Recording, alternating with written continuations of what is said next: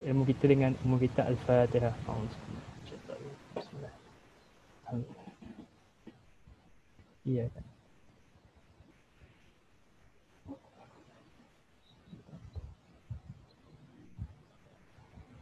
Okey, baik, insyaAllah. Alhamdulillah.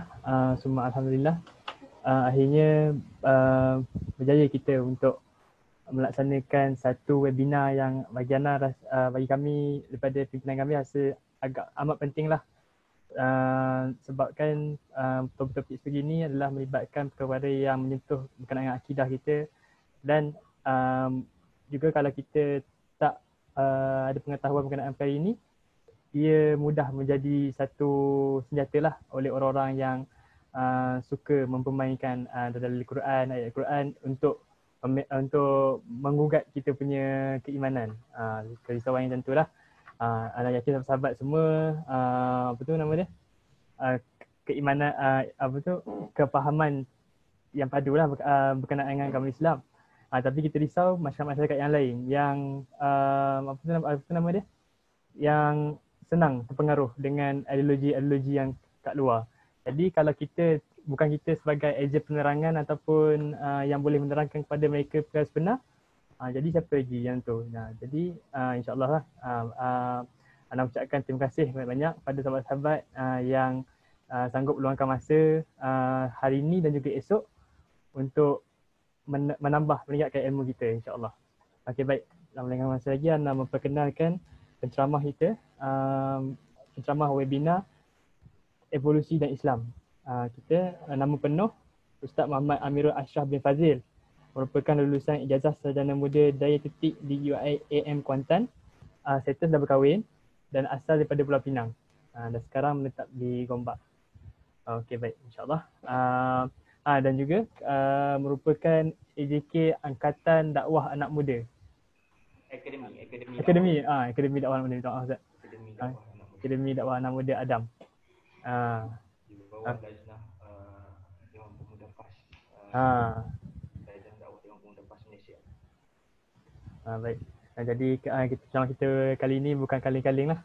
Memang merupakan seorang frontliner yang berdepan dengan apa tu nama dia, dengan masyarakat luar sana. Kalau biasa tengok asyik dakwah apa semua tu, yang inilah. Okey, baik. Tanpa melengahkan masa lagi, Ana serahkan kepada bersama kita Ustaz Muhammad Amirul Ashraf. Silakan. Terima kasih kepada saudara Zaim, pengerusi jabatan pengerusi JPN, Jabatan Perpaduan Nasional Gamis, selaku pengerusi majlis, dan juga saya mengucapkan penghargaan kepada semua urus setia untuk kita punya webinar pada kali ini. Semua yang ada dalam grup tu, Mohsin Maki, saya tak ingat nama, saya tak tahu betul nama betul dia ke tak. Kemudian Ayuni, JKI, Timbalan Pengurusi JKI yang saya tahu. Okay. Gamis ni dekatlah di hati saya sebenarnya, sebab orang rumah saya pun sebenarnya AJK Gamis, kepimpinan Gamis pada tahun 2018. Dari Nur Azilah binti Ahmad, MTKN Gamis. Okey, tak apa. Kita pun dah 9.25. Okey, partisipan ada 46 orang setakat sekarang. Okey, tadi saya dah minta urus dia screenshot, dan saya rasa semua nampak kot presentation saya. Kalau tak nampak, boleh berurusan dengan sama ada saudara Zaim sendiri ataupun saudara Mohsin Maki. Saya panggil nama kat situ lah. Okey. Tak pasti sama ada nama betul ke macam mana. Okey, saya terus kepada presentation. Okey. Topik kita malam ni ialah topik berkaitan dengan evolusi. Okey, evolusi dan juga Islam. Okey, teori evolusi, topik evolusi dan Islam ni sebenarnya satu topik yang agak mencabar sebenarnya, dan mengundang kita kata banyak salah faham, banyak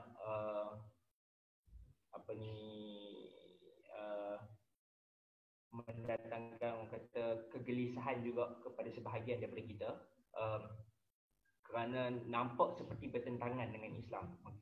Okey, dan ramailah yang nanti dalam pada sesi esok saya akan bentangkan kita akan tengok kelompok orang-orang Islam apabila berhadapan dengan teori ini dia berpecah kepada empat golongan dalam berinteraksi dengan teori ini. Yang tu kita akan tengok esok lah. Jadi 4 golongan tu, dan daripada sini juga saya nak beritahu, saya nak maklumkan tentang tujuan ataupun objektif webinar ni, ataupun endpoint, outcome yang peserta akan dapat dalam pembentangan ni. Okey. Pertamanya, kalau saya nak peserta reset balik mind lah, kalau kata ada yang mendengar pada hari ini, mendengar ataupun mengikuti webinar ni dengan tujuan supaya nanti habis webinar ni aku boleh berhujah dengan atheist dan aku boleh kalahkan atheist. Webinar ni saya susun modul ni, dia lebih kepada tujuan dia bukan untuk debat dengan atheist ataupun confront atheism, tetapi dia lebih kepada memberikan jalan keluar kepada kita sebagai seorang Muslim untuk kita tahu bahawa sebenarnya tidak ada masalah. Teori evolusi ni tidaklah sampai tahap menggugat akidah kita sebenarnya. Ataupun dia tidak memberikan ancaman, dia tak membuktikan Islam tu salah. Itu poin utama. Esok kita akan tengok pertentangan di antara poin pertentangan di antara Islam dan juga evolusi. Tapi hari ini topiknya lebih hanya kepada pengenalan dahulu teori evolusi itu sendiri. Kenapa saya kena masuk kepada pengenalan, ialah disebabkan oleh teori ini disalahfahami every single part. We misunderstand it every single part. Okay. Setiap orang ada kefahaman dia sendiri tentang teori evolusi yang entahkan betul, entahkan salah. Jadi saya kena start daripada situ dahulu. Saya kena start daripada menjelaskan balik teori evolusi ni apa yang dia cakap dan apa yang dia tak cakap. Yang orang kata dia cakap tapi dia tak cakap sebenarnya. Okey. Yang tu tujuan pada malam ni lah. Okey. Jadi insya-Allah saya terus mulakan. Bismillahirrahmanirrahim. Okey, tajuk malam ni evolusi, teori evolusi dan teori evolusi Darwin. Okey. Ada 3 frasa yang ada perkataan evolusi di dalam tu. Okey, yang mana kalau kita belajar pemahaman pendefinisian, kita akan tahu bahawa perkataan apabila dia kadang-kadang perkataan tu dia boleh bermaksud benda yang sama, tetapi kalau dia duduk di dalam satu ayat, maka dia akan membawa makna yang berbeza. Contohnya Muslim dan juga mukmin, dia boleh jadi merujuk pada benda yang sama, tapi kalau dia duduk dalam satu ayat, dia merujuk pada 2 perkara yang berbeza. Sama juga. Jadi topik kita hari ini evolusi, teori evolusi dan teori evolusi Darwin. Okey. Tujuan dia untuk saya terangkan perbezaan di antara ketiga-tiga ni. Sebenarnya ada beza di antara ketiga-tiga perkara ni. Okey, yang perlu kita fahami terlebih dahulu sebelum kita pergi kepada perbincangan dekat mana dia bertentang dengan Islam, adakah ada jalan keluar kepada perkara yang kita lihat pertentangan tu. Okey. Terus kita pergi. Okey. Okey, evolution is a slippery word. Jonathan Well. Okey, ini kata-kata daripada seorang ahli biologi, Jonathan Well. Okey, Jonathan Well ni seorang ahli biologi yang dia ada menulis satu buku, Icons of Evolution. Okey. Yang kata-kata dia saya ambil daripada satu video ada yang dia ulas. Dia mengatakan bahawa evolution is slippery word. Apa yang maksud dengan evolution is slippery word adalah evolusi ni dia satu istilah yang kita senang untuk salah faham. Okey. Seseorang mungkin menggunakan perkataan evolusi ni untuk merujuk pada satu perkara, dan orang yang mendengar mungkin memahami dia merujuk kepada perkara yang lain. So daripada situ kita boleh nampak macam mana kekusutan ni berlaku. Okey. Jadi malam ni saya akan cuba clearkan dahulu apa evolusi, apa teori evolusi dan apa teori evolusi Darwin. Ada beza di antara semua tu. Okey, seterusnya. Evolusi. Evolusi. Apa itu evolusi? Daripada sudut definisi evolusi, perkataan evolusi ataupun evolution berasal daripada perkataan Latin evolutio yang bermaksud membuka gulungan. Dia macam satu gulungan scroll. Kita buka, tindakan kita membuka gulungan tu dipanggil evolutio dalam bahasa Latin. Unrolling bahasa Inggeris. Evolusi daripada sudut bahasa bermaksud perubahan. Simply by itu je maksud dia. Kemudian dalam biologi, perkataan evolusi membawa maksud perubahan fizikal yang berlaku ke atas hidupan organisme, sama ada daripada aspek fizikal, ketahanan diri dan juga jumlah populasi. Perubahan daripada sudut fizikal, yang tu yang dimaklumi. Kemudian ketahanan diri, dia punya robustness dia. Sesuatu spesies ataupun sesuatu makhluk hidup tu ketahanan diri dia terhadap mungkin cuaca, mungkin penyakit. Itu juga bila dia develop ketahanan diri itu juga kita katakan evolusi. Daripada evolusi sebenarnya, part of evolution. Dan kemudian jumlah populasi. Jumlah populasi bertambah, berkurang, itu juga part of evolusi. Dan evolusi ni sebenarnya adalah satu hal yang boleh diperhatikan oleh kita.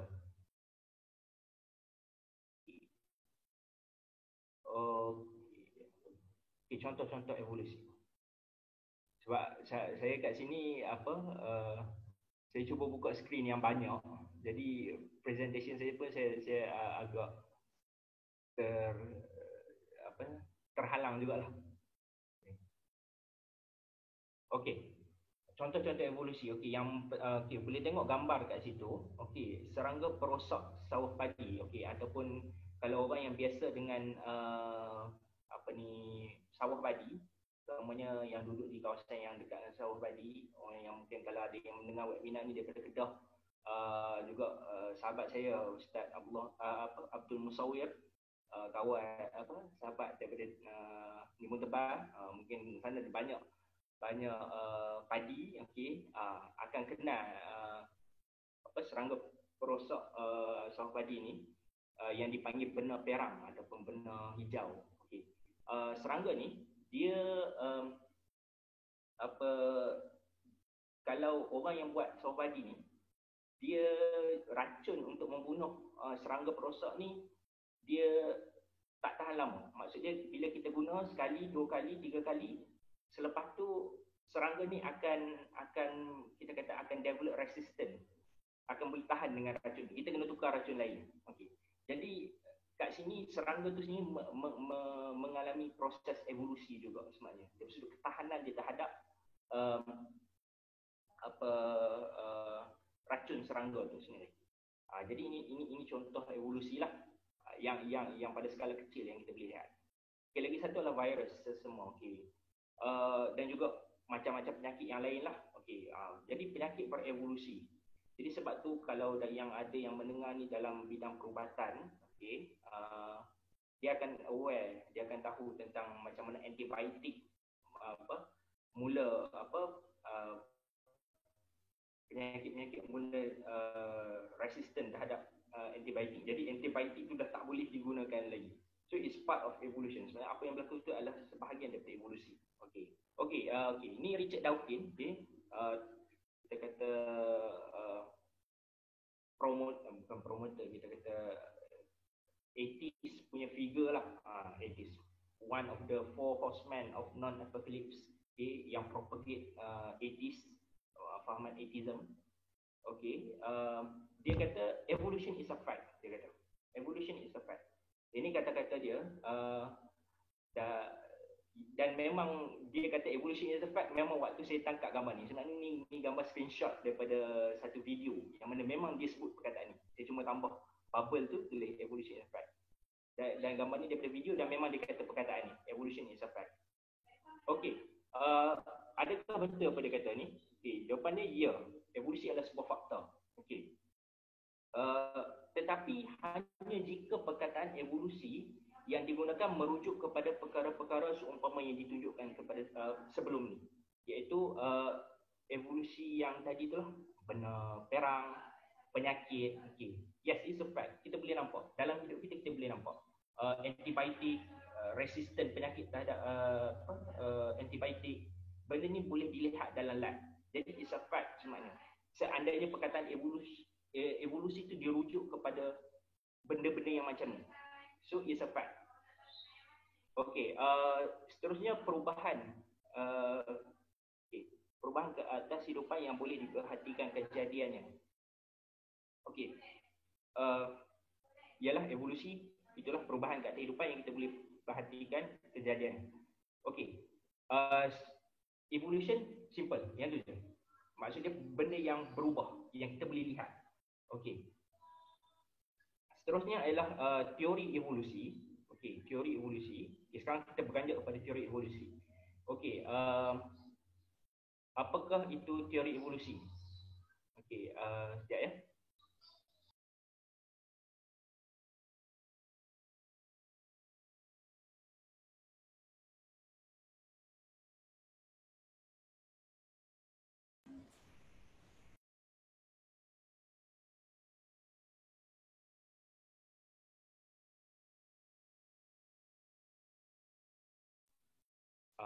Maaf, ada gangguan bunyi sikit tadi. Okey, apakah itu teori evolusi? Okey, teori evolusi adalah sebuah teori di dalam biologi. Okey, sebuah teori di dalam biologi. Dia merupakan unjuran fakta bahawa berlakunya perubahan ke atas hidupan. Okey. Sebelum ni kita dah dengar saya dah jelaskan evolution merujuk pada perubahan hidupan yang kita boleh lihat. Jadi teori evolusi dia menggunakan fakta tu dan dia mengunjurkan apa yang setakat yang kita lihat tu, dia cuba extrapolate. Okay. Dia cuba unjurkan. Okey, dia dibina daripada fakta bahawa kebanyakan hidupan hari ini tak sama dengan kehidupan pada masa lampau dan sebaliknya. Okey. Hidupan yang ada hari ini tak sama dengan kehidupan pada masa lampau dan juga sebaliknya. Contoh, kehidupan yang ada dulu, dinosaur. Okey, dinosaur sebenarnya fact, dinosaur ada. Sebabnya kita jumpa rangka dia, fosil tulang-tulang dia. Jadi dia wujud pada masa dahulu dan dibuat radiokarbon dan kita tahu dia hidup pada beberapa juta tahun dahulu. Jadi dia ada. Dan hari ini kita lihat dinosaur tidak lagi ada. Okey, contoh semua dinosaur tak lagi ada. Okey, yang ada cuma rangka dia saja. Dan satu lagi ialah kita tak jumpa kebanyakan hidupan yang ada pada hari ini. Bila kita gali, buat arkeologi, excavation arkeologi, kita tak jumpa hidupan-hidupan yang ada sekarang ni pada masa lalu. Kita tak jumpa. Okey. Jadi teori evolusi dia cuba untuk menyelesaikan perkara tu, iaitu dia cuba untuk menjelaskan yang ada sekarang ni, kehidupan yang ada sekarang ni datang daripada mana dan kehidupan yang ada dahulu pergi mana. Ataupun bahasa mudah kita sebut yang ada sekarang mai mana. Saya cakap Pulau Pinang lah. Yang ada sekarang mai mana, yang ada dulu pergi mana. Okey. Yang lah ni mai mana, yang dulu pergi mana. Okey. Jadi teori evolusi cuba menjelaskan perkara tu. Okey. Dia cuba menjelaskan sebab dalam sains kita tak boleh terima. Okey. Yang ada sekarang ni tiba-tiba pop out. Ada tiba-tiba ada satu masa dalam sejarah ada lembu macam yang lembu sekarang ni. Okey. Pop out. Sains tak terima benda tu. Sebabnya sains ada satu perkara yang dipanggil assumption of naturalism. Okay, yang bawah tu saya sebut teori evolusi dibina dengan andaian naturalism ataupun assumption of naturalism. Okay, apa assumption of naturalism ni? Dia adalah pengabaian terhadap apa ni penyebab yang tidak bersifat alami. Contoh macam tadi lah, nak kata lembu tiba-tiba ada satu masa dalam sejarah tiba-tiba dalam ada lembu. Sains tak terima penjelasan macam tu. Okey. Dia kata okey, yang dia mesti ada penjelasan yang bersifat alamiah ataupun natural. Okey, jadi daripada situ yang ni ada yang semua. Daripada situ teori evolusi dia cuba connect, kita ada fakta bahawa kehidupan yang ada dahulu tak ada dah sekarang, kehidupan yang ada sekarang tak ada dahulu. Okey. Jadi teori evolusi cuba solve benda ni dengan andaian bahawa tidak pernah berlaku apa-apa yang bersifat magic ataupun tidak alami yang berlaku tiba-tiba dalam sejarah, tiba-tiba ada haiwan yang ada sekarang dan haiwan yang dahulu tiba-tiba hilang. Dia tak boleh terima benda tu. So come teori evolusi ni untuk menjelaskan bahawa yang ada dahulu sebenarnya menjadi apa yang ada sekarang. Okey, itu teori evolusi buat. Okey. Jadinya apa yang ada sekarang ni mestilah ada hubung kait dengan apa yang ada dahulu. Okey. Jadi macam mana nak ada hubung kait? Dahulunya lain rupanya, hari ini lain rupanya. Jadi dia kata ada perubahan yang berlaku tu. Okay, jadi itu teori evolusi. Dia kata dia cuba menjelaskan benda ni lah. Okay, dan dia menjelaskan benda ni dengan andaian bahawa tidak berlaku sesuatu yang di luar tabi'i ataupun di luar perkara yang alami, non-naturalistic cause. Okey.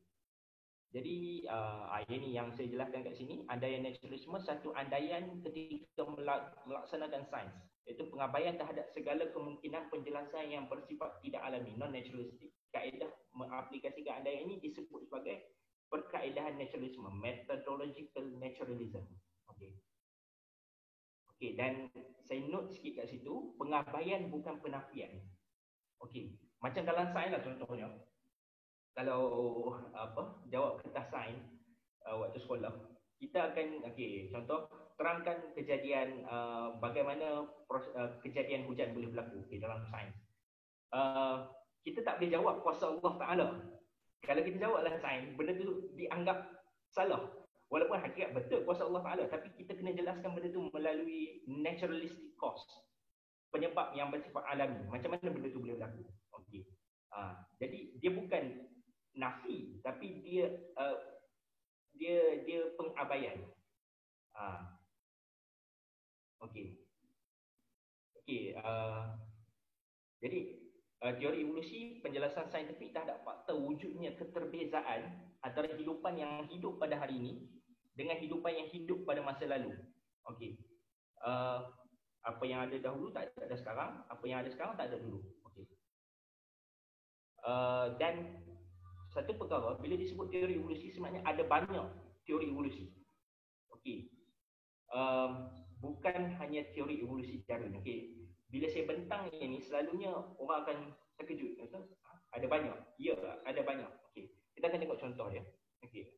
Teori evolusi yang paling terkenal ialah teori Darwin, Theory of Evolution. Namun selain daripada itu, ada juga teori-teori evolusi yang lain. Misalnya adalah teori evolusi John Baptist Lamarck yang diusulkan sekitar 50 tahun sebelum Darwin mengusulkan teori dia. Okey, Darwin mengusulkan teori dia pada 1859 Masihi melalui dokumen dia, buku dia On the Origin of Species.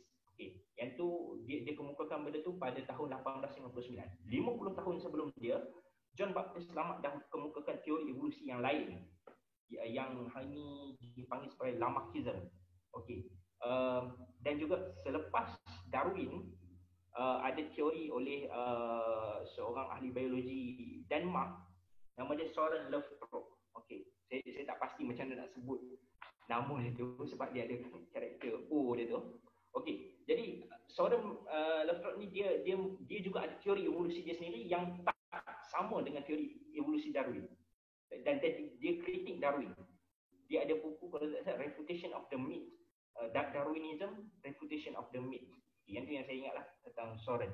Okey, jadi teori evolusi ada banyak. Dan ada banyak lagi lah selain daripada ada teori evolusi oleh Dean Margulies, James Shapiro. Jadi ada beberapa lagi teori evolusi yang lain. Jadi kat sini boleh faham bahawa bukan hanya ada satu teori evolusi dan bukan Darwin orang pertama yang mengusulkan teori evolusi. Okey, sebelum Darwin dah ada lama sebagai contohlah. Dan selepas Darwin pun ada biologis lain yang kemukakan teori evolusi yang lain. Okey. Tapi the main point teori evolusi cuba menyelesaikan perkara tu. Apa yang ada dahulu tak ada yang sekarang, kehidupan yang ada dahulu tak ada sekarang, kehidupan yang ada sekarang tak ada dahulu. Jadi dia cuba selesaikan. Yang dulu ni pergi mana, yang sekarang ni main mana. Okey. Selesai untuk teori evolusi. Okey. Sebenarnya kita pergi kepada teori evolusi Darwin. Okay. Yang ni crude perbincangan. Okey. Latar belakang teori evolusi Darwin. Okey. Pengusul Charles Darwin. Okey. Tahun diusulkan 1859. Nama dokumen yang mengusulkan, maksudnya dia mengusulkan teori ini dalam dokumen yang berjudul On the Origin of Species. Dia ada nama panjang dia, saya tak ingat nama panjang ya. Dan sebenarnya kita boleh beli lagi buku ni. Memang ada jual lah. Saya ada satu dekat rumah, tapi dekat rumah mak saya. On the Origin of Species. Yang tu first edition. Dia dicetak semula first edition dia. Okey, ini yang ada gambar dia ni, Dover Creek edition. Okey. Saya ada yang tu. Okey, ni gambar Charles Darwin. Dia hidup 1809 hingga 1882 Masihi. Okay, yang ini buku dia. Okey, On the Origin of Species 1859. Okey, apa yang dinyatakan dalam teori evolusi Darwin? Okey, apa yang Darwin sebut dalam teori dia? Okay, yang ini kita kena jelas. Okey, adakah dia cakap manusia berasal daripada burung? Okey. Kita akan lihat, adakah dia cakap macam tu? Okey, apa yang dinyatakan oleh teori evolusi Darwin ialah semua hidupan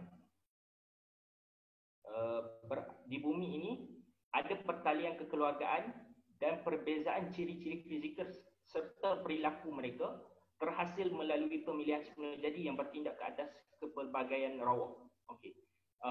Saya terjemah semua itu dalam bahasa Melayu. Okey.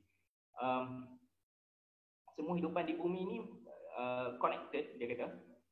Ada pertalian kekeluargaan dan perbezaan. Okey, kalau ada pertalian kekeluargaan sepatutnya sama. Tapi perbezaan yang ada di antara hidupan-hidupan, semua hidupan yang ada dekat bumi ini dan juga perilaku, behavior dia berlaku disebabkan oleh proses yang dipanggil sebagai pemilihan semula jadi ataupun dalam bahasa Inggeris dipanggil natural selection, acting on random variation. Okay, yang tu saya terjemahkan dalam bahasa Melayu lah. Pemilihan semula jadi bertindak ke atas kepelbagaian rawa. Okey. Isi utama teori Darwin. Okey, isi utama teori Darwin. Dia ada dua poin utama teori Darwin. Okey, yang pertama adalah keturunan yang sama. Dan yang kedua adalah pemilihan semula jadi yang bertindak ke atas kepelbagaian rawa. Okey. Dua benda ni dia ada tumpak lah dalam teori Darwin ni. Dia menyatakan dua perkara. Pertama dia macam saya kata tadi, dia mengatakan semua hidupan dekat bumi ni sebenarnya berhubung kait. Maksudnya ahli keluarga. Kita semua keluarga, dia kata. Okay. Kita kata dalam Islam kita kata semua manusia bersaudara. Dia kata lebih daripada tu. Dia kata semua benda hidup yang ada atas bumi ni bersaudara. Macam itulah dia kata. Common descent, dia panggil common descent. Berasal daripada satu leluhur yang sama ataupun nenek moyang yang sama. Okey, dan seterusnya dia kata bahagian kedua adalah pemilihan semula jadi bertindak ke atas kepelbagaian rawa. Yang ni yang menyebabkan kita berbeza, dia kata. Okay. Sebab tu ada yang jadi harimau, ada yang jadi singa, ada yang jadi kucing, ada yang jadi anjing, ada yang jadi serigala, ada yang jadi monyet, ada yang jadi manusia, ada yang jadi pokok pisang, ada yang jadi semut, macam-macam. Jadi dia kata semua benda hidup di bumi ni sebenarnya daripada nenek moyang yang sama, tapi dia berbeza menjadi berbeza, berevolusi menjadi benda yang berbeza disebabkan oleh pemilihan semula jadi bertindak ke atas kepelbagaian rawa. Saya akan jelaskan macam mana dia menjelaskan benda itu. Okey. Okey, keturunan yang sama, semua hidupan di bumi mempunyai pertalian kekeluargaan yang macam saya sebut tadi. Okey, yang dipanggil nenek moyangnya dipanggil leluhur sejagat terakhir yang sama. Saya terjemah bahasa Melayu. Saya cuba untuk terjemah istilah-istilah ilmiah ke dalam bahasa Melayu. Okey, last universal common ancestor ataupun dipanggil sebagai LUCA. Okey, ni all living things are related. Macam ni. Boleh tengok dalam gambar ni, Pak. Ada jadi iguana, ada jadi monyet, ada jadi burung hantu, ada jadi ular, ada jadi biawak, ada jadi ikan, ada jadi rama-rama. Jadi semua ni berasal daripada satu, our common ancestor. Okey, ini apa yang teori evolusi kata. Okey, dan Darwin mengemukakan perkara ni dalam apa yang dipanggil sebagai pokok kehidupan Darwin. Darwin Trees of Life. Okey. Okey, yang ni okey, inilah Darwin Trees of Life. Okey. Dia start daripada sini, kemudian dia berpecah. Jadi ni kalau zoom ni kita akan tengok ni ada nama-nama bagi setiap hujung ni. Okey. Yang ni pula gambar daripada Ernst Haeckel, Pedigree of Man. Okay. Juga merujuk pada Universal Common Ancestor. Ya, nampak man kat ujung, gorilla, orang hutan sebenarnya yang masuk kat sini, chimpanzee, gibbon, siamang, ape man, apes. Kemudian bawah ni ada apa, ikan paus, whale. Dan semua ni datang daripada satu pokok yang sama. Yang ni macam mana portrayal teori evolusi tentang common design ataupun semua berasal daripada satu hidupan yang sama. Okey. Pemilihan semula jadi bertindak ke atas kepelbagaian rawak. Natural selection acting on random variation. Okey. Apa yang dinyatakan adalah perbezaan yang wujud, okey, terhasil daripada interaksi antara pelbagai perbezaan yang wujud antara pelbagai hidupan di bumi pada hari ini terhasil daripada interaksi antara pelbagai ciri-ciri yang muncul secara rawak kepada kehidupan, sama ada daripada aspek fizikal maupun perilaku, dan dengan tekanan yang dihasilkan oleh alam semula jadi. Maksudnya kat sini contoh. Okey, gambar seterusnya akan menjelaskan benda ni. Okey, senang macam ni. Okey. Kita tengok gambar ni. Okey. Ada iguana, kemudian ada belalang, ada 4 ekor belalang. Okay, siapa nampak 3, maksud dia maksud dia camouflage. Belalang hijau ni jadilah. Okay, ada 3, ada 1 belalang oren, kemudian belalang hijau, belalang ungu dan juga belalang kuning. Okay. Jadi agak-agak iguana ni akan makan yang mana? Akan makan yang mana dan akan tinggal yang mana? Okay. Obvious kan, kalau ni sebenarnya petikan daripada video sebenarnya. Dia akan tunjuk iguana ni makan yang warna oren, warna ungu, warna kuning. Tapi dia tak makan warna hijau sebabnya dia tak nampak yang warna hijau ni. Okey. Ya.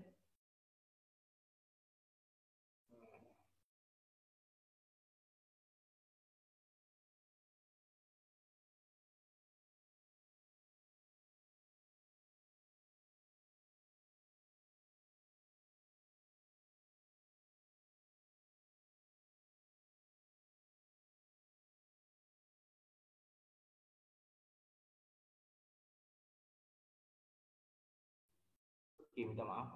Ada benda sikit ni. Okey.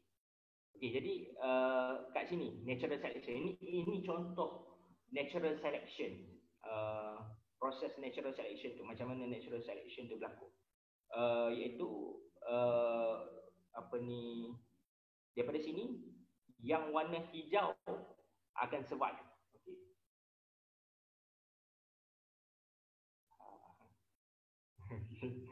Warna hijau akan makan warna sebab hijau geng dia. Okey. Okey. Okay.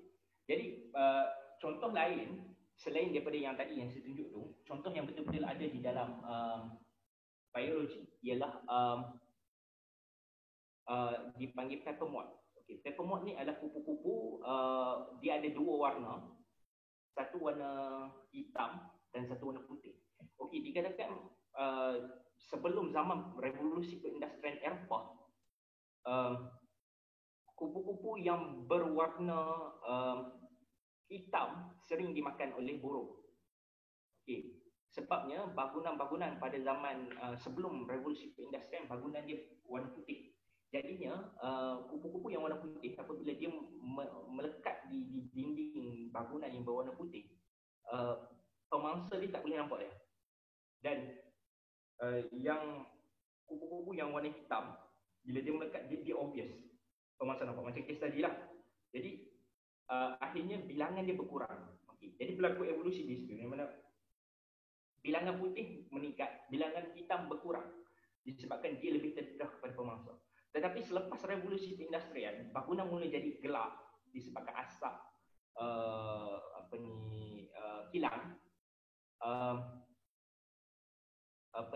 Kupu-kupu yang warna hitam pula yang selamat, dan kupu-kupu yang warna putih pula menjadi mangsa. Sebabnya bila dia melekat di bangunan, dia menjadi obvious kepada pemangsa dia. Jadi pemangsa dia akan makan yang warna putih. Okay. Dan warna hitam, populasi warna hitam meningkat. Okay. Dan contoh lain yang diberikan oleh Stephen Meyer, seorang filosofer sains, dia tulis buku Signature in the Cell, boleh cari Signature in the Cell, dan juga Darwin's Doubt, di mana dia mengupas tentang Cambrian explosion yang mendatangkan kegelisahan kepada idea teori evolusi ni. Kritikal lah kepada teori Darwin. Okay, anyway, dia menjelaskan, dia bagi contoh untuk memahamkan orang tentang teori evolusi Darwin bila dia ceramah pada umum. Dia kata, okey, sebagai contoh kita ambil biri-biri. Okey, kambing biri-biri kita kenal kambing yang ada banyak bulu. Okey. Dia kata let's say pada zaman dahulu ada kambing biri-biri yang ada banyak bulu, dan juga ada kambing biri-biri yang bulu dia nipis. Okay. Jadi dia kata let's say ada musim sejuk, berlaku musim sejuk, di mana yang biri-biri yang ada bulu yang nipis, dia tak boleh hidup, dia tak boleh survive. Akhirnya dia mati, dan cuma biri-biri yang ada bulu yang tebal boleh survive, dan kemudian dia membiak. Jadi genetik bulu tebal dipindahkan kepada generasi seterusnya, dan genetik bulu yang nipis kita kata eliminated by nature. Maksudnya dia tak dapat dipas kepada generasi seterusnya. Jadinya akhirnya jadilah biri-biri sangat-sangat berbulu. Dia ada banyak bulu. Bulu yang tebal. Yang itu contoh dia. Okay. Jadi berlaku perubahan itu disebabkan oleh tekanan alam semula jadi. Okey, dia ada variation, spesies tu ada variation, ada yang bulu tebal, ada yang bulu nipis. Kemudian ada faktor luaran, cuaca, macam contoh cuaca. Yang tadi kalau contoh peppermint tadi ataupun kupu-kupu tadi tu, dia faktor pemangsa.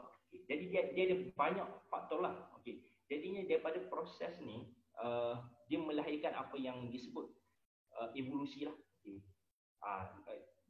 Diteoritas oleh Darwin, benda ni yang menyebabkan berlakunya perubahan pada spesies. Dan kemudian evolusi ni, dia ada evolusi mikro dan juga evolusi makro. Okey, evolusi mikro ni adalah perubahan yang sikit, yang macam kita boleh nampak tadi, perubahan okey, cuma tinggal warna ni sahaja, ataupun cuma perubahan daripada sudut ketebalan bulu. Okey, benda ni benda yang kita boleh tengok, benda yang tak perubahan yang tak terlalu banyak. Ataupun lagi satu yang Darwin sendiri jumpa adalah paruh burung yang dia rekod di, kalau tak silap, di Pulau Galapagos kalau tak silap, yang mana dia rekodkan variation burung daripada spesies yang sama tetapi mempunyai paruh yang berbeza apabila dia berada pada tempat yang berbeza di pulau itu. Okey. Sebabnya ada burung ni paruh dia macam ni, paruh dia besar, kuat untuk dipecahkan makanan biji yang keras. Dan ada burung yang ada paruh yang kecil untuk diambil biji daripada tempat yang sempit. Okey. Jadi dia ada kepelbagaian jenis paruh kat situ disebabkan oleh tekanan alam semula jadi. Yang mana yang duduk di kawasan yang memerlukan ada paruh yang kuat untuk pecahkan makanan. Jadi variation ataupun spesies yang ada ataupun anak-anak burung yang ada paruh yang kecil tak boleh hidup. Cuma yang ada paruh yang besar dan kuat saja boleh hidup sebab dia boleh makan. Burung yang duduk di kawasan, yang tinggal di kawasan yang ada makanan dalam lubang-lubang kecil pula, yang paruh besar tak boleh hidup. Pasal dia tak boleh makan. Yang paruh kecil boleh makan. Jadi akhirnya dekat tempat tu jadi baru kecil yang ada makanan yang daripada tempat yang sempit. Jadi jin yang banyak kat situ, bukan jin, genetik yang banyak kat situ adalah genetik burung yang bergenetik paruh kecil, dan tempat yang ada biji yang keras, genetik burung yang ada kat situ yang prominent kat situ adalah burung yang ada paruh yang besar dan kuat. Okey. Jadi ini perubahan yang berlaku. Okay. Evolusi mikro, dia panggil evolusi mikro. So, sebab dia perubahan pada jenis paruh, benda ni kecil saja. Tetapi Darwin kata, seandainya kita bagi masa yang cukup kepada perkara ni, proses ni, dia akan mengubah lebih daripada tu. Maksudnya daripada perubahan yang kecil, dia akan menjadi perubahan yang lebih besar. Jadi akhirnya daripada yang tak boleh terbang jadi boleh terbang, yang cuma hidup dalam air dah boleh hidup atas darat, yang dah hidup atas darat boleh patah balik duduk dalam air. Jadi perubahan yang macam tu, dia perubahan yang lebih besar ni berlaku kat atas kehidupan dia. Dia panggil evolution makro. Okey. Okey, ini contoh. Okey. Evolusi mikro dan juga evolusi makro. Okey. Micro evolution. Ini yang saya sebut tentang paruh burung tadi. Nampak ada ni paruh besar, ni paruh halus, paruh kecil. Ini perbezaan yang direkodkan oleh Darwin sendiri. Dipanggil Darwin Finches. Okey. Dan kemudian yang sebelah sini macro evolution. Okey. Jangan terkejut teori evolusi dia mengusulkan bahawa ikan paus dan juga badak air hippopotamus sebenarnya berasal daripada nenek moyang yang sama. Okey. Jadi ikan paus ni adalah asalnya nenek moyang dia duduk atas darat. Kemudian nenek moyang tu kembali masuk ke dalam laut. Dan dia menjadi ikan. Okey. Yang ni macro evolution. Maksudnya yang inilah contoh yang saya kata tadi, yang duduk atas darat boleh balik duduk dalam air. Okey. Okey, ni Darwin Finches. Okey. Paruh-paruh Darwin. Okey. Saya not really sure Galapagos Island kalau tak silap saya rekod dia. Okey. Sebenarnya ini evolusi gambar yang lebih jelas lah. Okay. Hippopotamus pada air, dan ini Mycetes baleen whale. Yang ini spesies-spesies yang ni ini ikan lumba-lumba. Sebab ikan lumba-lumba juga spesies ikan paus. Yang ni dua ni yang wujud sekarang, yang Dorodon apa semua ni, yang ni dah tak wujud dah sekarang. Ini Pakiscetus ni fosil dia dijumpai di Pakistan. Okey, Pakiscetus. Okey, dia ada kaki, nampak ada kaki.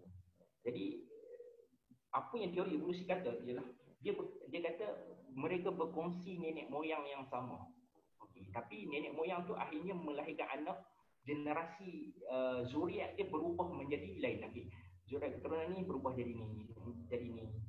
Yang duduk dekat kawasan ni berubah jadi ni. Yang duduk dekat kawasan ni berubah jadi ni. Disebabkan oleh variation. Pertama, variation yang wujud. Dan kemudian tekanan alam semula jadi itu sendiri. Jadi kat situ timbulnya istilah natural selection. Alam memilih. Dia kata alam memilih yang mana yang boleh survive, mana yang tak boleh survive. Yang daripada sini ni datangnya istilah the survival of the fittest. Okay. Maksudnya yang paling tough yang boleh hidup. Dan ini adalah falsafah yang ada dalam social Darwinism selepas tu, yang dibawa oleh Nazi. Nazi membawa fahaman social Darwinism. Jadi yang lemah tak boleh hidup. Berdasarkan daripada ini. Tapi itu bukan part of Darwin. Darwin tak kata benda tu. Is teori sains. Social Darwinism dikembangkan daripada situ. Okey, pembuktian untuk teori evolusi Darwin. Okey, mungkin ada yang tanya kan, macam pelik teori ni, adakah bukti, adakah sebarang bukti untuk menyokong apa yang dia kata ni kan? Okey, jadi sebenarnya ada. Datang dan sebenarnya teori evolusi ni strong, kuat. dan lebih kuat sebenarnya berbanding dengan apa yang kita sebut sebagai teori Big Bang. Teori evolusi bahkan lebih kuat daripada teori Big Bang. Daripada sudut hujah yang dia ada dan juga pembuktian yang dia ada. Okey. Dan pembuktian dia datang daripada pelbagai bidang kajian sains, dan teori evolusi ni dia masuk boleh kata hampir setiap bidang kita akan bidang sains akan ada part of teori evolusi dalam tu.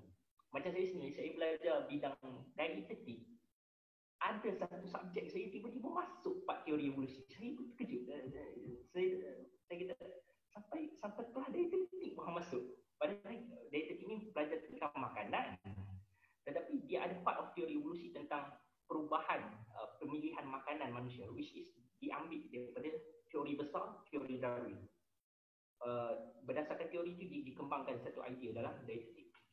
Juga ada dalam sahabat saya yang dalam bidang pergigian pun ada yang mana dikaji teori tentang gigi bongsu ataupun molar teeth, third molar, gigi geraham yang last sekali, yang selalu setengah orang kena buat pembedahan.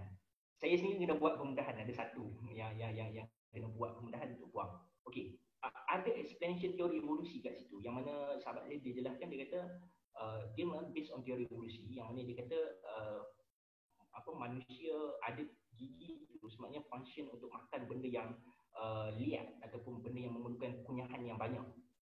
Tetapi oleh sebab manusia sekarang dah makan makanan yang lembut, jadi gigi itu jadi macam tak functional sangat, sebab dia berlaku infection masalah tu yang memerlukan dibuang dan sebagainya. Tapi dia kata kalau kita pergi kepada bangsa-bangsa yang masih makan makanan yang macam tu, dia bagi contoh kata Mongolia, dia kata mereka tak ada masalah dengan gigi bongsu. So teori evolusi play some part dalam hampir semua bidang dalam sains hayat. So it's vast teori yang sangat strong dan teori yang dimasuk dalam segala bidang kajian.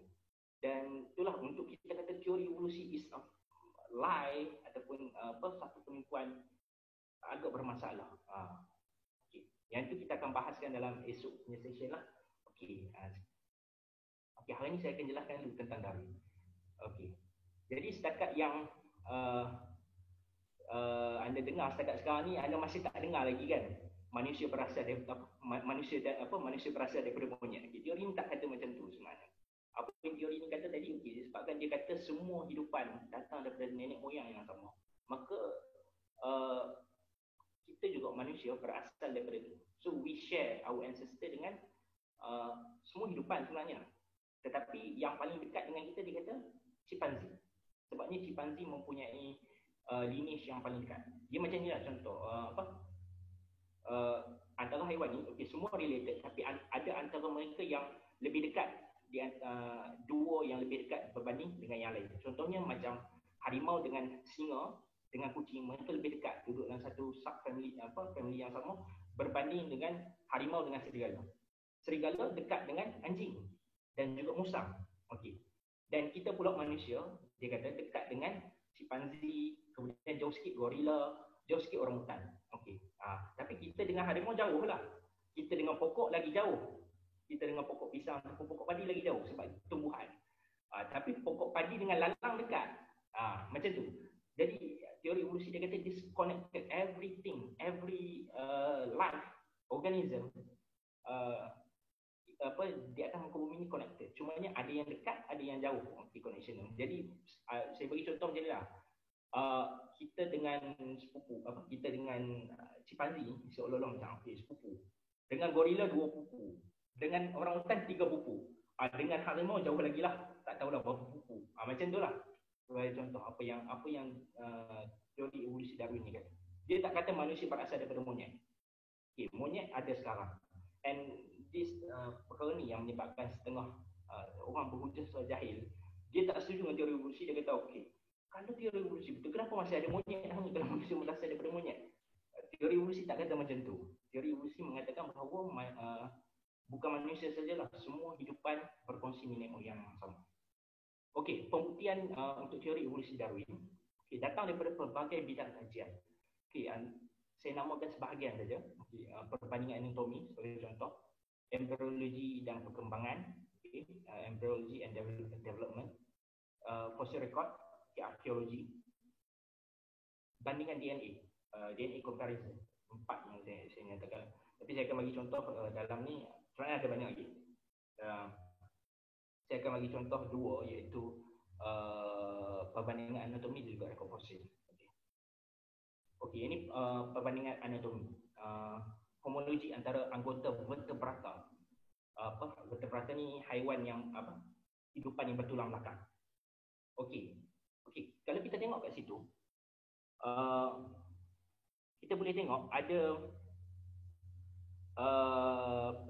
bandingan lengan kita, kaki kucing, sirip ikan paus dengan sayap kelawar. Okey, empat ni ditengok pada tulang dia, kita lihat ada struktur yang sama.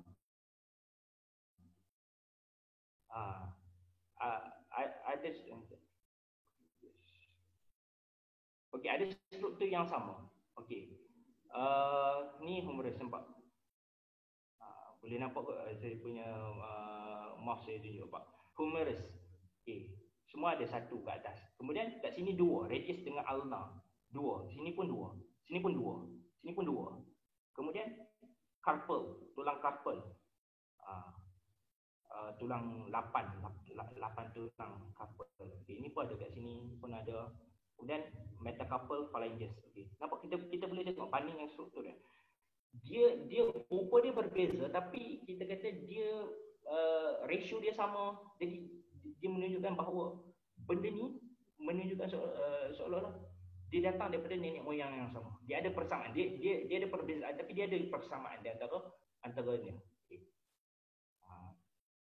Yang ni inilah homologi, dipanggil homologi. Homologi ni maksud perbandingan struktur yang sama. Okey, seterusnya. Okey, tengkorak Basilosaurus. Okey. Basilosaurus ni kalau tengok tadi dalam gambar ikan paus yang saya tunjuk tadi tu, ada Basilosaurus ni sebenarnya. Dia dikatakan nenek moyang, bukanlah nenek moyang, sejenis ikan paus zaman purba. Okay. Keluarga ikan paus zaman purba, yang mana dia ni, okey, kalau kat sini yang hujung ni adalah modern whale. Okey, ini ikan paus sekarang, tengkorak ikan paus sekarang. Yang ni dia, okey, ikan paus purba ni, dia bukan nenek moyang kepada ini. Dia saya akan jelaskan lagi. Dan kemudian ini haiwan darat yang ada sekarang. Ini dia ambil coyote contoh. Okay. Dibandingkan kat sini sebenarnya adalah lubang hidung ataupun tulang hidung yang ada pada tengkorak tu. Okey. Haiwan darat kebanyakannya ada hidung pada muncung. Okay. Yang jenis ni lah ada hidung pada muncung. Tapi ikan paus hidung dia dah naik ke atas. Okey. Ikan paus ni kan dia sebenarnya dia bukan ikan, dia mamalia yang hidup dalam air. Sebab dia bernafas guna paru-paru. Dia tak guna insang macam ikan lain. Okey, kalau jumpa bangkai ikan paus jangan cari insang dia. Memang tak jumpa insang dia. Sebab dia bernafas menggunakan paru-paru macam haiwan darat. Cumanya dia ada blowholes, dia panggil blowholes kat belakang dia tu yang dia pancutkan air tu. Itu sebenarnya hidung dia. Itu hidung dia. Jadi dikatakan blowhole dia tu sebenarnya asalnya hidung dah bertukar jadi blowhole dan benda tu berubah naik ke atas. Dan kat sini tengkorak Basilosaurus ni dia menunjukkan bahawa hidung tu ada perantaraan di antara hujung dengan tengah yang sampai naik ke atas ni, dia ada perantaraan. Jadi menunjukkan bahawa ada, kita kata ada link dekat situ. Jadi dia perantaraan di antara dua tu. Okey, jadi boleh faham dia punya bandingan dia tu. Ini one of salah satu daripada pembuktian yang diberikan lah terhadap teori evolusi ni. Okay.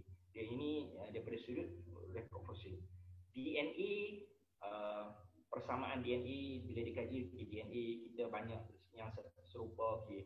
DNA kucing dengan DNA harimau dekat, banyak yang serupa. Okay. Macam itulah. Dan kemudian embryologi, kalau tak silap dia ada gambar bahawa semua kehidupan ni bila dalam bentuk embrio rupa dia sama. Rupa dia sama.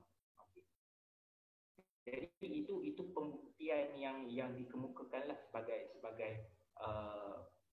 pembuktian kepada teori ini. Ada kritikan kepada teori ini, saya tak nafi ada kritikan, tapi pembuktian itu pun banyak dan kuat jugalah. Okey. So jadi okey. Sebelum saya buka soalan, saya yang tu saja untuk penjelasan tentang teori evolusi. Sebelum saya buka kepada soalan, kita tengok dulu video ni.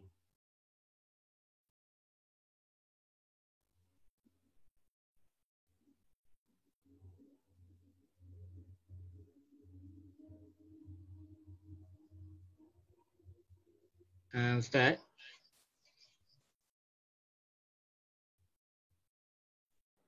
Ustaz, memang tak ada bunyi videonya.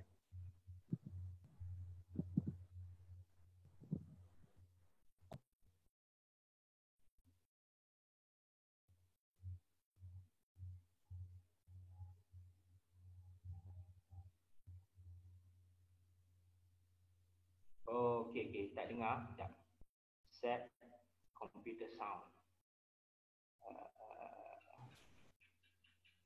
Computer sound.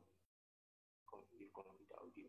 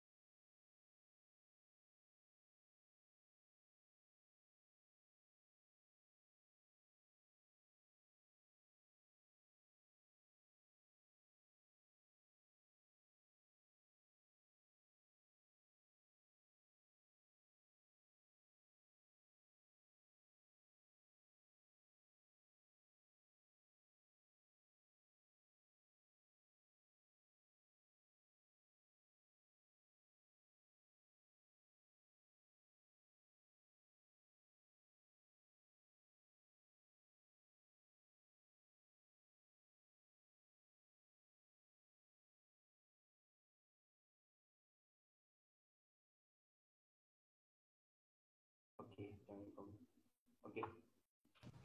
Dengar.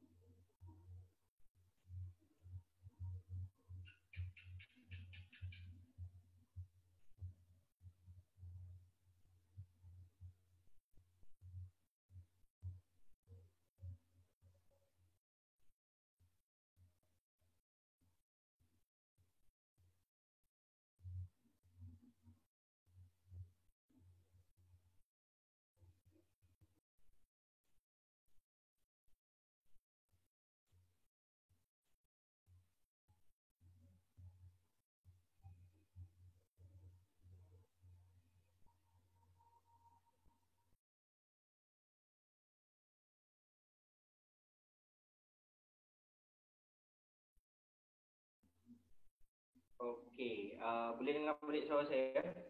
Boleh komen kat chat tu kalau dengar.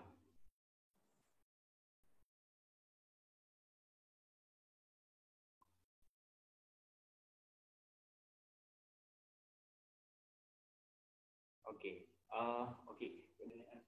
Okey, video tadi tu kalau nak tengok boleh boleh kat YouTube lah, Darwin teori evolution Darwin, life science, boleh tengok balik lah video tu. Saya pun ambil daripada YouTube lah. Okey. Jadi itu video tadi tu conclude apa yang teori evolusi Darwin kata, iaitu macam saya cerita tadi, dia ada dua part, dua bahagian, common ancestry, sebuah hidupan berkongsi nenek moyang sama. Yang kedua adalah natural selection, macam mana mekanisme dia untuk menyebabkan berlakunya perbezaan kepada apa yang wujud pada hari ini tu. Okey. Okey, ini gambar ni yang saya nak tunjuk last. Okey, ingat di awal tadi kita John Noel kata apa? The evolution is a slippery word. Okey, macam tadi kita tengok dalam gambar tu dia kata I see evolution happening in my lab. It is a fact. Okey. Dia merujuk pada perkara yang lain, tetapi didengar oleh orang merujuk pada perkara yang lain. Okey. Dia yang cakap is a fact itu dia tak bohong dalam gambar tu. Tapi dia merujuk pada benda lain. Orang lain yang mendengar kata apa I see in my lab, dia kata saya lihat di dalam amal. Maksudnya benda tu observable dia kata. Tetapi orang yang dengar tu ingat dia boleh observe dalam lab benda ni berlaku. Okey.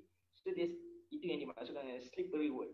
Benda yang mendatangkan kita kata yang bercakap maksudkan benda lain, yang mendengar maksudkan benda lain.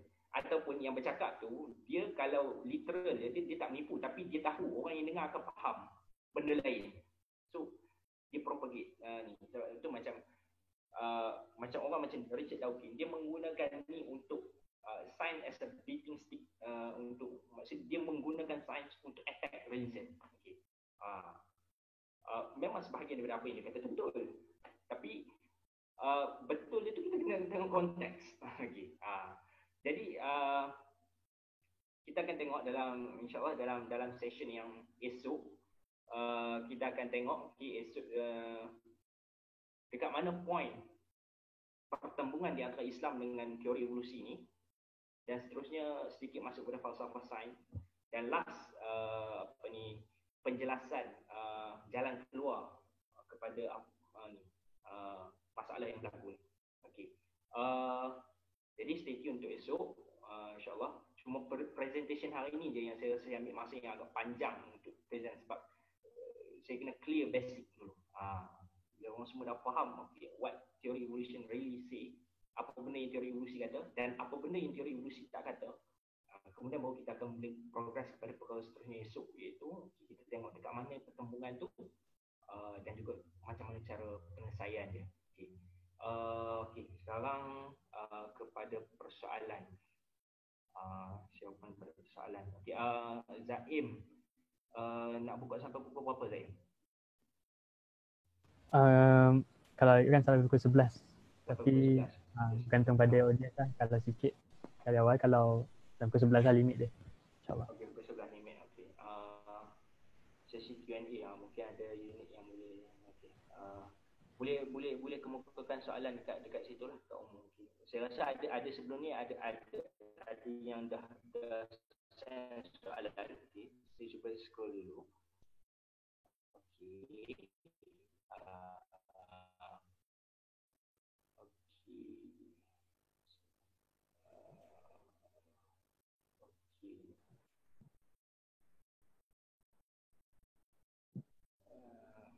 Okey, semua bukti yang Darwin kemukakan ni ada dibuktikan melalui saintifik ke? Saya rasa okey, soalan daripada Zahidah. Okey, saya rasa saya dah jawab tadi dalam presentation itu. Bukti daripada sudut DNA, daripada sudut fosil, daripada sudut apa tadi lagi satu, comparative anatomy. Okey. Teori Darwin cedok daripada Yunani Greek, betul ke Ustaz? Pertama saya bukan Ustaz. Okey. Teori evolusi cedok daripada Yunani Greek, not really sure tentang perkara tu, saya tak wani katalah. Sebab tapi setiap teori sains ni sebenarnya dia adalah precursor dia tu. Sama idea kadang-kadang dia dapat ilham daripada benda-benda yang tertentu yang mungkin ada dalam literature yang lebih lama daripada tu. Yang tu dia soalan yang sebelum ni. Sekejap. Okay. Boleh share slide. Okay. Slide nanti insyaAllah boleh nanti saya akan share yang PDF dia. Okay. Biasanya etis nak berhujah.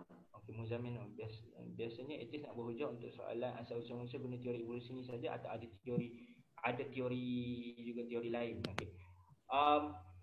Memang selalunya dia akan bawa isu ni lah. Dia akan kata evolusi buktikan bahawa evolution is a fact, manusia berasal daripada perkongsi nenek moyang dengan monyet, perkongsi nenek moyang dengan chimpanzee, manusia datang daripada haiwan. Is proven by inilah. Kadang-kadang setengah etis dia tak faham pun. Kadang-kadang dia tak faham pun. They just use science as a beating stick untuk cuba provoke. Dia sendiri tak faham pun kadang-kadang. Tapi dia kata dia kata okay, teori evolusi is fact, your religion, agama awak percanggahan teori evolusi, therefore agama awak salah. Okey. Macam itulah digunakanlah teori ini, dan ini memang favorite dia lah. Okey. Richard Dawkins dia ada kata before Darwin, dia kata I have macam mana ayat dia, saya tak ingat ayat dia, tapi dia kata dengan Darwin dia menjadi intellectually satisfied. Macam tu lah lebih kurang maksud dia.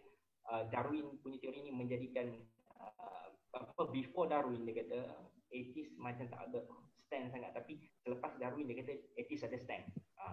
Okey, bagaimana rupa organisasi pertama masih wujud tak? Ada tak tokoh evolusi bukan Islam yang beragama berhujang mereka?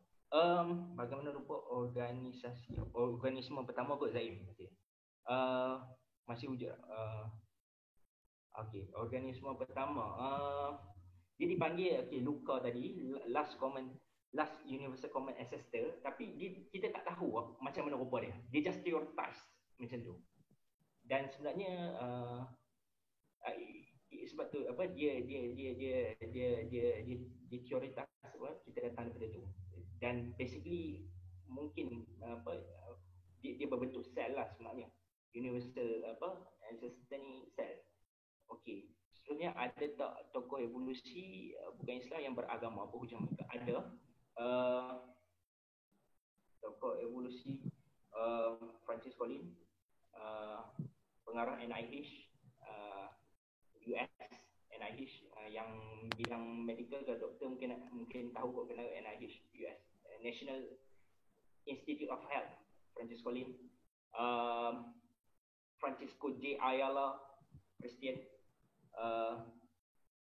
itu tokoh bukan Islam lah.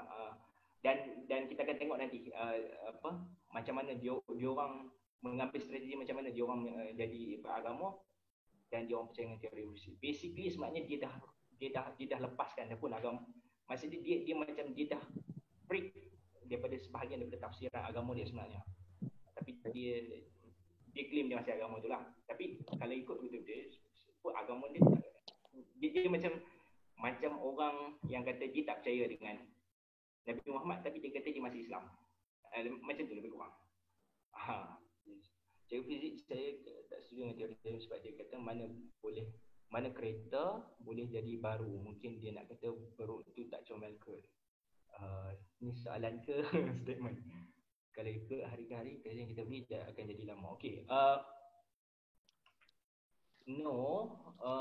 Teori evolusi dia berkaitan dengan offspring, anak-anak dia, generasi. Maksudnya okey, satu induk dia melahirkan, okey, anak-anak dia mungkin ada 2-3 variation. Variation ni maksudnya ada beza, ada yang bulu tebal macam tu, ada yang bulu tebal, ada yang bulu nipis, ada yang bulu sangat nipis. Jadi kemudian berlaku masa sejuk, anak yang bulu paling nipis tak boleh hidup, anak yang bulu tebal je boleh hidup. Dan kemudian anak yang bulu nipis ni tak dan lagi nak mengawan produce next generation, dia dah mati. Dan cuma bulu tebal dia boleh hidup, dia pass on generation gene dia, genetik dia kepada generasi seterusnya. Okay, then that's why selepas tu memang tak ada dah lah yang jenis bulu nipis. Sebab semua bulu nipis tak dan nak hidup untuk pass gene dia, untuk kita kata passing gene dia ke generasi yang seterusnya. Okey. Dari apa yang dapat simpulkan dari perkongsian hari ini, ada part yang boleh diterima, ada part yang boleh terima, ada part yang tak boleh diterima. Okey. Ya, memang macam tu. Okey. Macam contoh dari tadi isu ikan paus dan juga badak air, kita boleh terima, tak ada masalah. Sebagai Muslim kita tak ada masalah untuk terima badak air dan juga ikan paus mempunyai nenek moyang yang sama. There's nothing wrong. Tak ada apa-apa kesan pada akidah kita untuk percaya macam tu. Sebab nothing wrong with that. Kita tak jadi kufur atau murtad disebabkan kita percaya benda tu. Okay, there's part of sebenarnya banyak part dalam teori evolusi ni yang tak ada masalah. Dia cuma ada satu part yang kecil je yang kita akan kupas esok, iaitu berkenaan dengan manusia. Okay. Rupa organisme pertama satu sel. Rupa organisme pertama satu unit sel bakteria. Sel mikroorganism lah, satu sel. Okay. Jadi menurut Isa, apa bahagian dalam teori ini yang kita boleh terima, mana yang kita perlu tolak atau memang kena tolak terus? Apa pendapat Ustaz bila teori Darwinisme survivalnya diaplikasikan dalam sistem perdagangan dan tujuan untuk melahirkan masyarakat yang lebih berdikari dan maju? Okey, social Darwinism, survival of the fittest diaplikasikan dalam sistem negara. Dah diaplikasi pun, dan itulah menyebabkan berlakunya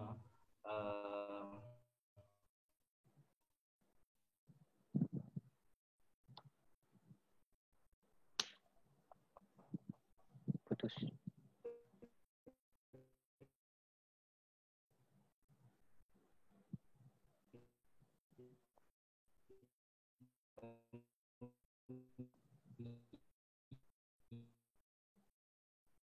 Putus Ustaz.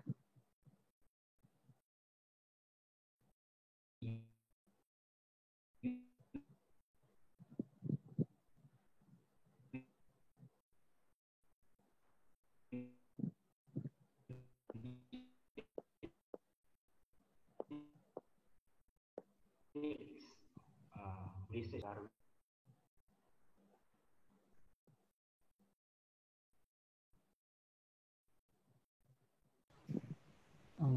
Dia putus.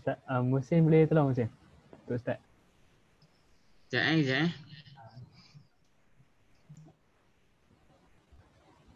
Baik, insyaAllah boleh tunggu sebentar, nanti insyaAllah Ustaz akan menjawablah soalan-soalan sahabat-sahabat semua. Okey.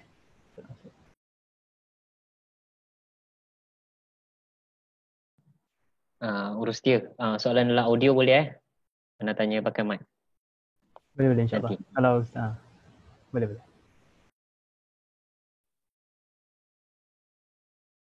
Okey, boleh dengar balik tak suara saya? Boleh Ustaz.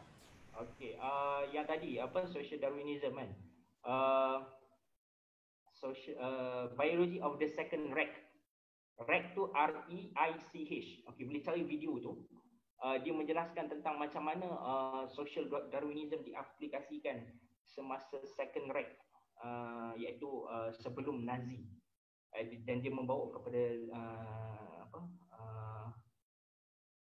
Nazi punya ni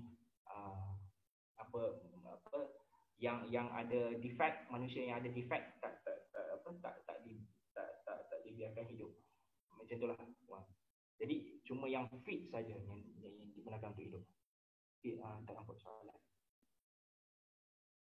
Saya dapat tengok soalan haras tu everyone, okay, tapi dengan menggunakan hubungan hipo apa mempunyai pelan itu sebenarnya kurang jelas saja kan. Yes, one of possibility is a theory tapi dia conclusion dalam sains lah. Tapi apa yang kita nak discuss kat sini ialah adakah benda tu bermasalah pada akidah kita? Jawapan dia tak ada masalah. Kita nak percaya macam tu.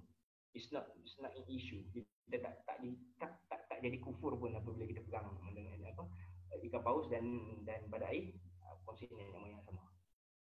Okey, keberangkatan sudah boleh dibuktikan dengan kebudayaan teknologi sains kini. Okey, kita akan tengok dalam esok saya akan bentangkan tentang philosophy of science. Kita akan tengok sebenarnya kat mana limit sains. Okey, kita tak boleh roll out time dan kita tengok benda ni berlaku daripada satu nenek moyang dia pecah jadi species. Apa yang kita boleh buat adalah kita cuba try to reconstruct our genetic punya history. Itu yang possible yang sains boleh buat. Kita tak boleh roll out rolling time back macam kita roll time video untuk kita tengok balik. Jadi kita cuma deduce berdasarkan dapatan-dapatan kita deduce dengan membuat assumption dan membuat bukti yang kita ada, kita deduce yang paling most probable explanation pada benda tu. Okey, ada lagi soalan? Saya dapat tengok soalan haras 10.39. Sebelum tu kalau ada soalan yang saya tak jawab, ada tak? Bismillahirrahmanirrahim Ustaz. Kalau boleh nak minta Ustaz ulang semula jawapan untuk pandangan Ustaz berkenaan soalan Ana yang aplikasi teori Darwinism, survival of the fittest dalam sistem pemerintahan negara. Okey, aplikasi social Darwinism. Okey, jadi dia Ana nak ulang lebih-lebih pun tak really on social Darwinism. Cumanya boleh rujuk tadi video yang ada tadi, biology on the second Reich. Second Reich ni Jerman. First Reich, second Reich, third Reich tu Adolf Hitler. Second Reich zaman Otto Bismarck, von Bismarck. Maksudnya kalau tak silap dalam tu dokumentari itu diceritakan macam mana aplikasi social Darwinism membawa kepada eugenics. Manusia mula dibreedkan, manusia mula jadi orang kata bahan utilitarian dan sebagainya. Dan dia nak produce generation yang terbaik, bangsa yang terbaik. Okey. Rasa Wallace dan Darwin sendiri yang cakap Darwin itu semuanya masuk akal kecuali pada manusia orang ini. Saya tak study banyak tentang Russell Wallace.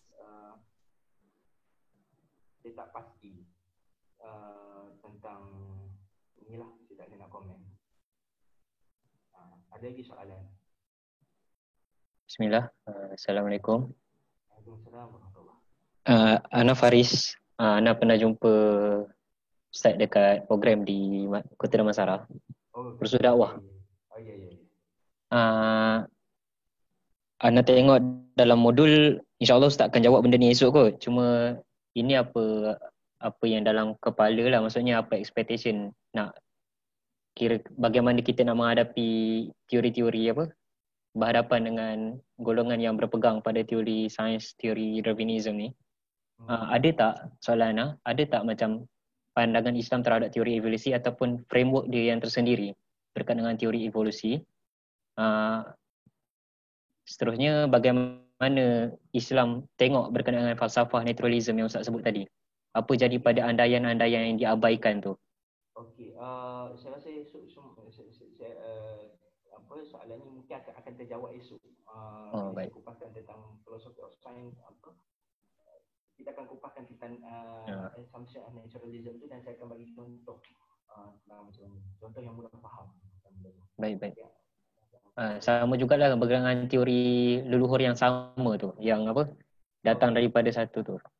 Anda tengok modul ni, insyaAllah Ustaz akan jawab esok, tapi bagi tahu awal-awal lah kot. InsyaAllah untuk leluhur yang sama tu, dia macam ni, sebabnya jawab tak esok lah. Alasan dah sebut tadi. Okay. Dia ada assumption of naturalism di mana dia tak boleh terima. Esok akan jawab. Esok akan jawab. Esok akan jawab. Baik. InsyaAllah esok akan jawab. Kalau tak jawab, boleh tanya balik esok, InsyaAllah. Ada lagi soalan? Assalamualaikum Ustaz. Boleh dengar ke saya? Boleh dengar. Tadi masa penerangan tu Ustaz ada terangkan yang awal-awal tadi bahawasanya teori evolusi ni seperti mana Ustaz cakap, dia bukan hanya satu tapi sebenarnya dah ada banyak. Sebagai contohnya lah yang Ustaz cakap tadi, teori evolusi daripada Lamarckian. So apa yang saya dapat tahu ni pun hasil daripada saya tengok perbincangan beberapa pendakwah dekat street dakwah tu dekat UK. Dia cakap, Subur Ahmad saya tak silap saja, dia cakap yang Lamarckian punya teori evolusi ni dia berbeza dengan Darwin, sebab Darwin kata semuanya related, manakala Lamarckian cakap semua semuanya evolve daripada nenek moyangnya, tetapi semuanya tidak berkaitan. Maksudnya kalau kata dulu pokok memang asalnya dia pokok, lepas tu dia evolve, and then mamalia memang asalnya mamalia tapi dia evolve, and then reptilia asalnya memang dia reptilia tapi dia evolve, and then so macam mana kita nak terima? So adakah Darwin punya teori yang perlu kita terima, ataupun Lamarckian punya yang perlu kita terima, ataupun yang terbaru yang daripada Denmark yang tu? So mohon pandangan Ustaz. Terima kasih. Untuk berkaitan dengan Lamarck, apa yang saya tahu lah tentang Lamarck, saya tak pasti, mungkin saya tak jemput tentang apa yang kata tentang Lamarck, kata dia bukan daripada common ancestry. Semua ni apa yang setahu saya teori evolusi ni dia yang berbeza tu, mereka berbeza terutamanya pada mekanisme tu. Mekanisme macam mana benda tu boleh berubah. Okey, macam Darwin tadi dia kata natural selection, maksud dia suasana menyebabkan sebahagian generasi tak boleh hidup, sebahagian anak-anak tak boleh hidup, dia punya kita kata generasi dia tak boleh hidup, anak-anak lah, ada waris yang sebahagian daripada anak dia boleh hidup, sebahagian daripada anak dia tak boleh hidup. Jadi anak yang boleh hidup pass on gene kepada generasi seterusnya. Anak yang tak boleh hidup, tak pass gene kepada generasi seterusnya, akhirnya menyebabkan dia pupus. Lamarck kata dia lebih kepada, biasa nak cerita ni, zirafah dia dulu ada leher yang pendek, tapi ini disebabkan pokok tinggi, jadi dia cuba panjangkan tu dan akhirnya dia menjadi panjang. Macam tu Lamarck, setahu saya dia macam tu teori dia. Yang tu yang obvious tentang Lamarckism. Tentang non-common ancestry saya tak biasa dengar. Mungkin kurang bacaan saya tu. Dan soalan sebenarnya tentang okey, ada banyak teori, mana satu nak terima. Okey. Sains sebenarnya memang ada banyak teori. Bila sebut sains, dia memang computing of theory. Esok saya akan jelaskan juga dalam falsafah sains. Kita akan tengok sebenarnya kita ada multiple ni, dan saya akan jelaskan pendirian kita sebenarnya macam mana tentang itu. Okay. Sebahagian teori dia ada epistemic value yang tinggi. Maksud dia dengan pembuktian yang dia ada, dia mungkin stronger daripada teori yang lain. Tapi tak bermaksud teori yang lain itu salah. Kita akan tengok pemahaman tentang tentang teori dalam filosofi of science esok. Apa yang dimaksudkan dengan teori? Okey, soalan Muhammad Afif. Dalam berhadapan dengan teori Darwin ni, apa pendapat kita sama ada menyokong, menentang atau berada di tengah? Okey, akan dijawab esok insya-Allah. Okey. 10:48. Dia ada lagi ke?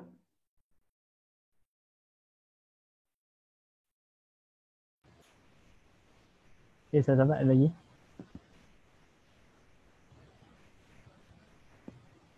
Banyak soalan. Banyak soalan. Itulah. Okey. Banyak soalan reserve untuk esok tu. Okey, ini berdasarkan natural selection dari pemilihan special division, evolution problem dan bagaimana perubahan itu berlaku. Berdasarkan natural selection dari pemilihan ketika cell division. Okey. Ketika penyusunan kromosom secara rawak, perangkaian kromosom, yang ni Mendel second law of segregation. Okey. Teori evolusi diusulkan pada 1859 yang mana pada zaman tu sebelum benda ni ditemui. Jadi Darwin cuma observe ada variation di antara bila satu spesies tu anak dia ada variation. Tapi Darwin sendiri tak tahu apa yang menyebabkan wujudnya variation di antara anak-anak dia ni. Okey. Ilmu sains yang menjelaskan tentang apa yang menyebabkan berlaku variation di antara anak-anak ini datang kemudian.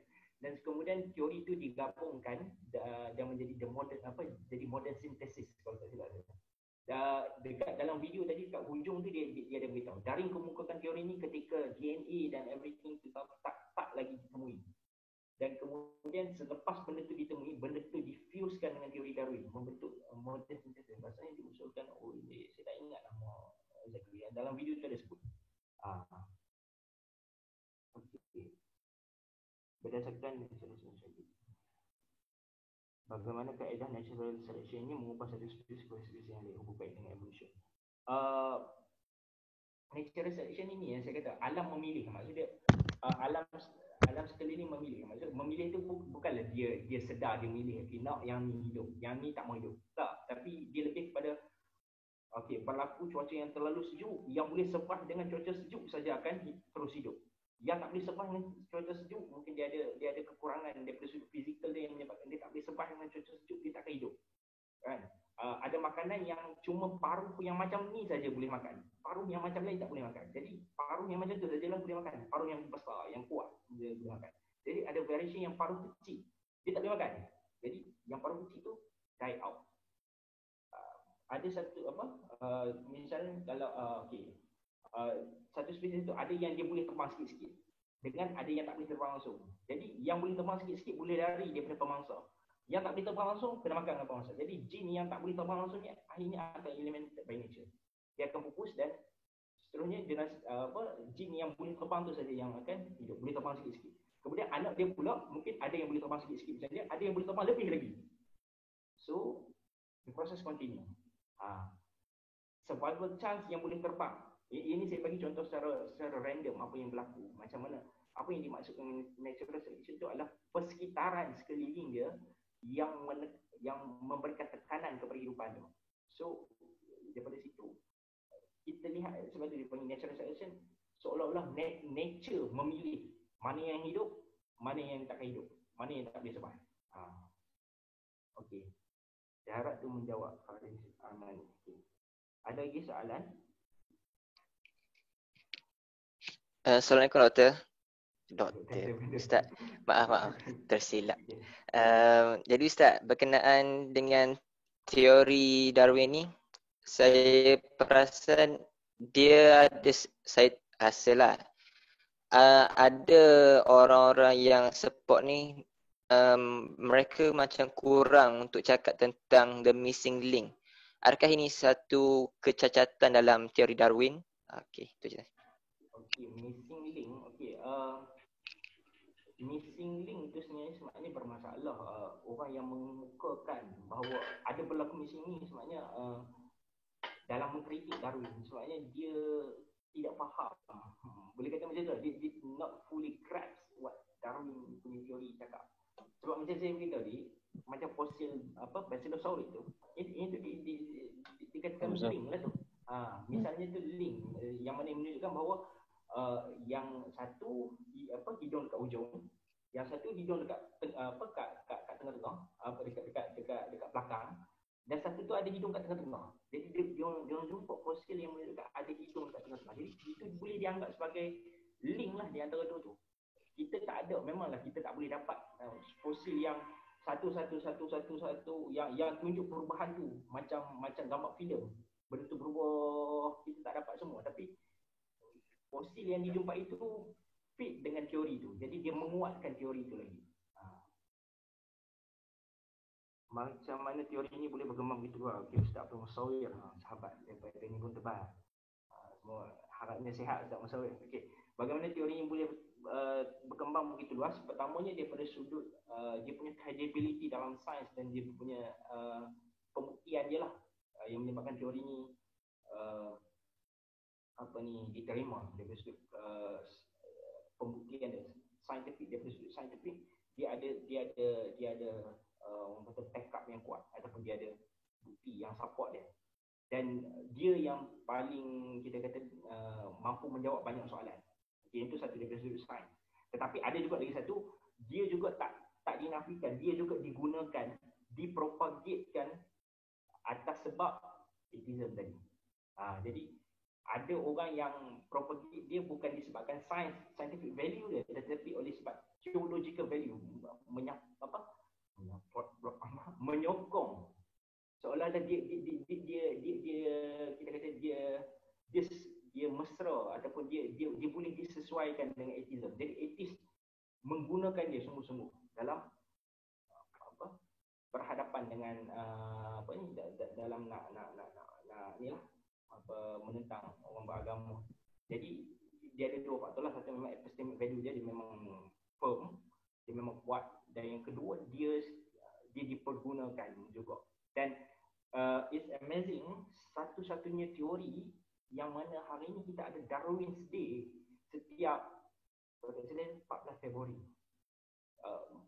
Teori ini sangat diangkat sehingga kita ada banyak lagi teori dalam sains, teori dalam fizik, dalam kimia semua. Tapi it's amazing, teori Darwin ini diangkat sampai tahap ada day dia, ada hari dia. Itu memang inilah sebabnya dia orang kata ada orang tumpang dia punya populariti dia. Pandai lah. Okey, ada lagi soalan? Okey, 10.56. Okey, Zaim, 10.56. Okey, baik. Okey, Ana rasa daripada sahabat pun ada lagi soalan, tapi soalan untuk esok, insyaAllah. Sebab memang kebanyakan soalan pun inilah kita pun dah tanya-tanya lah apa kaitan macam mana kita nak aplikasikan teori ni, apa stand kita sebagai orang Islam dengan teori-teori macam ni, yang pelbagai ni lah. Jadi insyaAllah semuanya akan dijawab esok. So Ana jadi modul pembincangan untuk esok adalah yang pertama asal usul manusia, antara keluhuran manusia beruk yang sama dan kisah Adam dan Hawa. Yang ketiga falsafah sains, mengenal semula sains. Dan keempat jalan tengah penyelesaian konflik. Jadi insyaAllah kita akan bermula pada jam yang sama juga esok. Sebabkan waktu isyak yang agak lambat, jadi kita akan bermula pada jam 9.20 tu kita dah start lah. Jadi yang mana solat kat rumah ke apa ke, nanti insyaAllah kami akan keluarkan link awal, boleh masuk dulu, nanti 9.20 kita boleh terus start sampai pukul 11. Okey, baik, lagi sekali dari kami mohon maaf daripada pihak Kamis atas segala salah dan silap sepanjang program. Dan terima kasih pada sahabat-sahabat, terima kasih juga pada Ustaz Muhammad Anwar Ashraf atas kesudian menyampaikan modul yang pertama, evolusi, teori evolusi dan teori evolusi Darwin, insyaAllah. Jadi sahabat-sahabat semua, nanti boleh ajak lagi sahabat-sahabat yang lain. kalau ada yang nak join boleh contact kami. Boleh isi form lagi, lepas tu contact kami insyaAllah. Okay, baik. InsyaAllah. Jadi tak ada apa-apa, Ana tangguh majlis dengan tasbih kifarah soal as. Subhanallah.